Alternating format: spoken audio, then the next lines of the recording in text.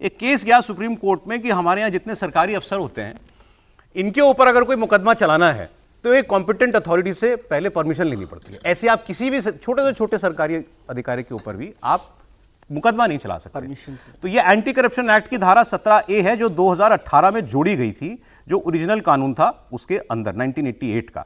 इसको लेकर के मुकदमा गया कि भाई ये धारा खत्म की जाए।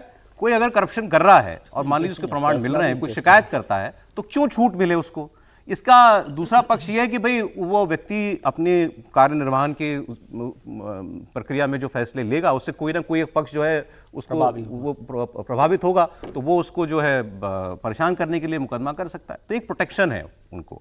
ऐसे ही आपको मालूम है वो जो इलेक्शन कमिश्नर्स को क्यों प्रोटेक्शन मिली हुई इम्यूनिटी, वो मामला भी सुप्रीम कोर्ट में गया हुआ है। तो इस पर हाईकोर्ट की 2 जजों की बेंच का फैसला आया और दोनों की राय बटी हुई थी। एक जज ने कहा कि यह धारा गलत है, इसको हटाना चाहिए। दूसरे जज ने कहा नहीं ये धारा ठीक है, इसको होना चाहिए, ये प्रोटेक्शन एक सरकारी अफसर के पास होनी चाहिए। तो अब ये लार्जर बेंच को जाएगा और वो जब बेंच बनेगी उस पर फैसला होगा, लेकिन इसके परिणाम जो होंगे वो दूर तक जाने वाले होंगे। त्रिपाठी जी क्या राय आपकी इस पर? नहीं, देखिए निश्चित तौर पर जो सरकारी अधिकारी होते हैं, कर्मचारी होते हैं, उनको इस तरह का प्रोटेक्शन देना ही चाहिए।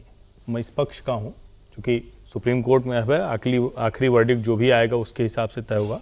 क्योंकि अगर आप वो नहीं देंगे तो आज के समय में, पहले भी ये होता था, बढ़ गया है।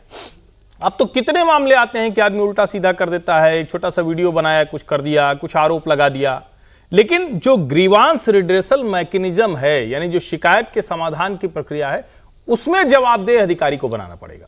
इसको दोनों का अंतर मतलब अगर समझें तो कोई भी किसी भी सरकारी अधिकारी कर्मचारी के ऊपर आरोप लगा दिए ठीक नहीं है। जैसे इसको और अच्छे से समझ लें तो जस्टिस यशवंत वर्मा के मामले समझिए, किसी भी जज पर उठकर कोई केस कर दे, इससे प्रोटेक्शन बड़ा अच्छा। लेकिन जज साहब के घर में नोट की जली हुई बोरी मिले और उसके बाद भी वो बचे रह जाएं, अभी तो उस पर बहस चल रही है, तो ये ठीक नहीं है।